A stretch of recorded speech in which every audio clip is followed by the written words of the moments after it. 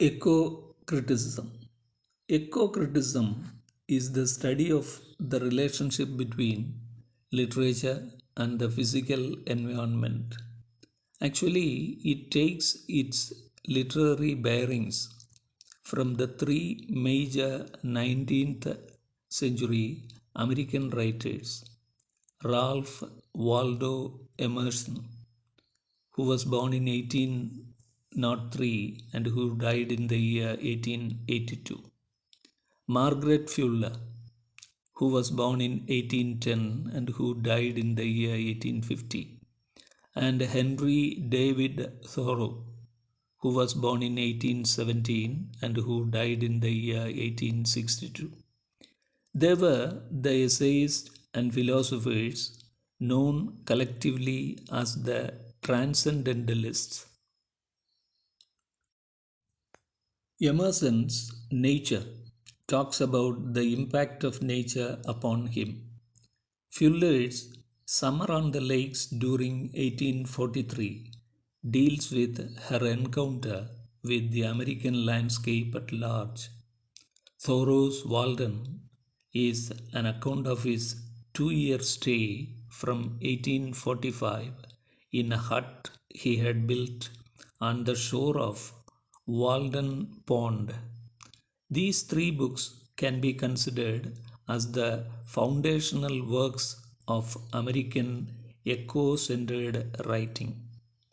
However, the terms eco-criticism and green studies were used to denote a critical approach in the USA in the late 1980s and in the UK in the early 1990s.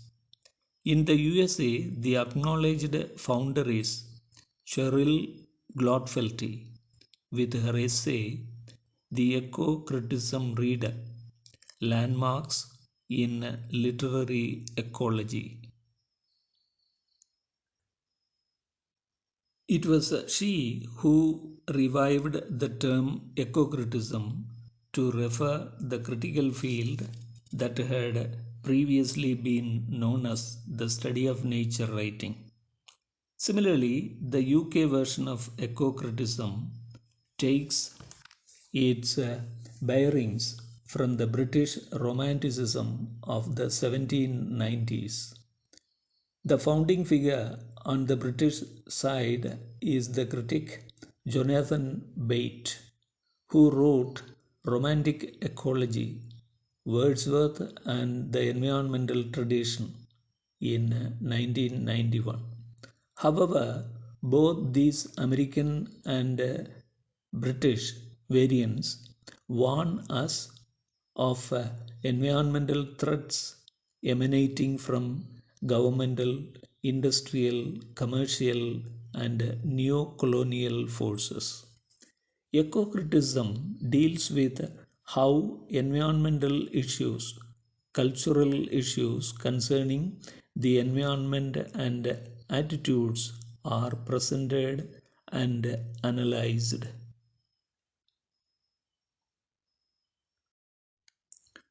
This has gained a lot of attention during recent years due to higher social emphasis on environmental destruction and increased technology.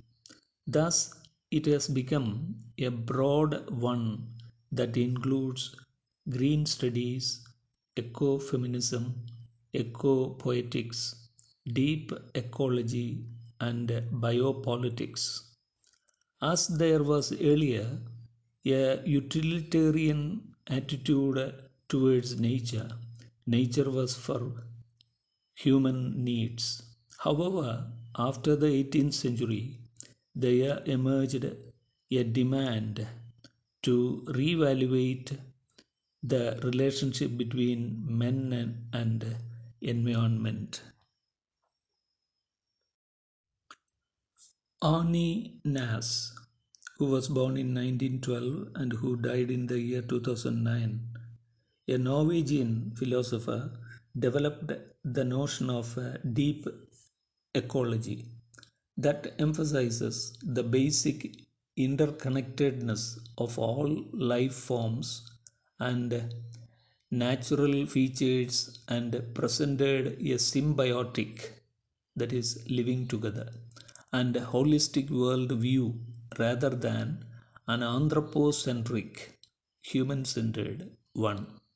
Similarly, eco poetics extended the art of poetry with the intention of foregrounding an investigation into ecology. It is actually a new form of phenomenology as it tries to locate the human in the world. Its approach is totally different from the romantic and aestheticizing approaches of nature. Apart from these, ecofeminism was coined by Francois de Auvergne, who was born in 1920 and who died in the year 2005. The ecofeminists argue that a relationship always exists in between the oppression of women and the degradation of nature. Moreover, in post colonial studies of native and indigenous communities, eco-criticism took up a lead role. The critics of imperialist expansion involve an eco-critical understanding of land rights and issues of ownership. Thus, biopolitics, the intersectionality between racism and land occupation that takes the administration of life and localities' population too has become a thing to be considered in eco-criticism. While eco-critics began to study literature written throughout history and analyze its relationship to the environment, the British and American literature of 19th and 20th centuries had a lot in it to be focused. It happened because American and British Romantic writers took great interest in nature as a subject. The Victorian realists wrote about industrialization that was changing the natural landscape. Moreover, 19th century American naturalists and explorers are actually credited here by eco critics for their initiation of conservation movements through their scientific descriptions and speculations about nature. William Wordsworth celebrates the beauty and mystery of nature in his Michael and Excursion and the Prelude. The poetry of S.T. Coleridge, John Keats, Byron, Shelley too have their contributions to it. The Victorian essayists John Ruskin and Thomas Carlyle too were there to lament the destruction of the environment due to industrialization. The two great American naturalists, according to the eco critics, are John Burroughs and John Muir. John Burroughs says Wake Robin and Birds and Poets actually influenced Whitman a lot. Muir, apart from writing, worked to prevent the destruction of the environment. It was he who is responsible for preserving the Yosemite Valley in California, the very second large national park in the United States. An eco-critical reading of a literary text is actually an approach with a new alertness to a dimension that has perhaps always hovered about the text, but without ever receiving our full attention earlier. Let's take Edgar Allan Poe, who was born in 1809 and who died in the year 1849.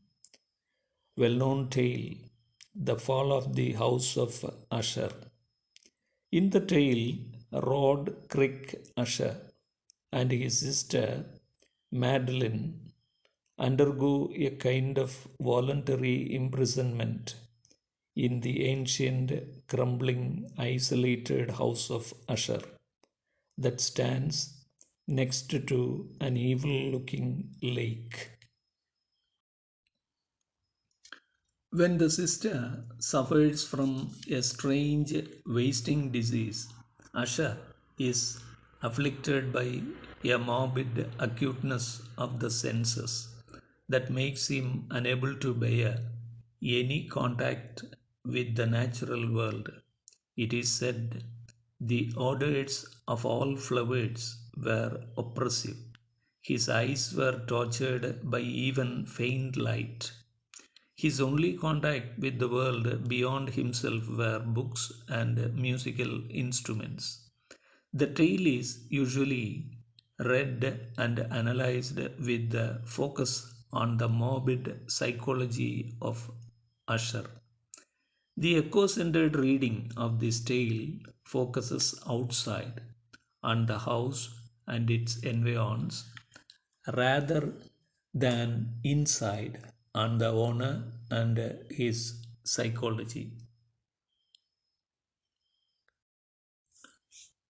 It uses ideas of energy, negative energy that causes breakdown, and symbiosis, the living together, that denotes mutual sustaining and coexisting systems.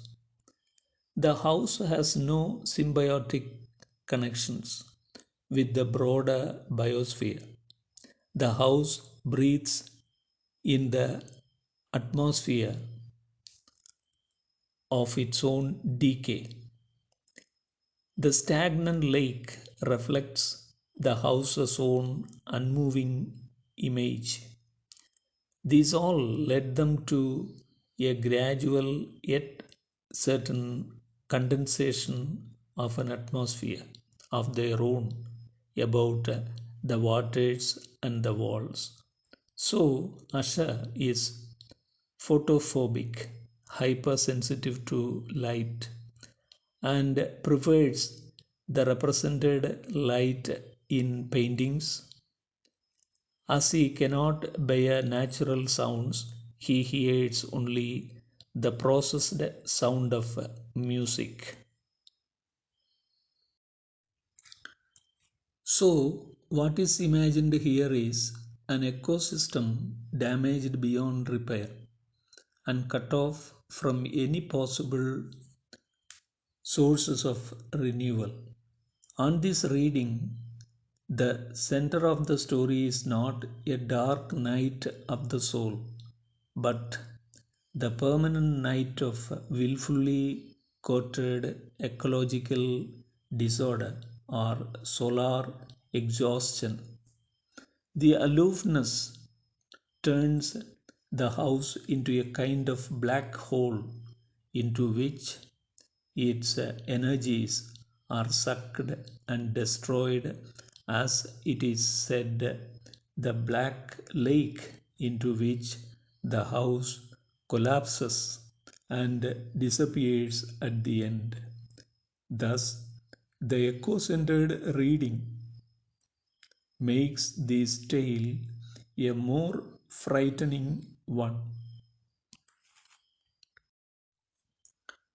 When other literary theories examine the relationships between the writer, texts, and the world with the social sphere, eco-criticism expands the notion of the world to include the entire ecosphere. Thus, this ecologically oriented criticism is an inevitable response to the urgent issues of the day. As critics have pointed out, one of the reasons that eco criticism continues to grow as an important one is the continued global environmental crisis. Its aim is also to show how the work of the writers considering environment can play important roles in solving ecological problems and environmental issues.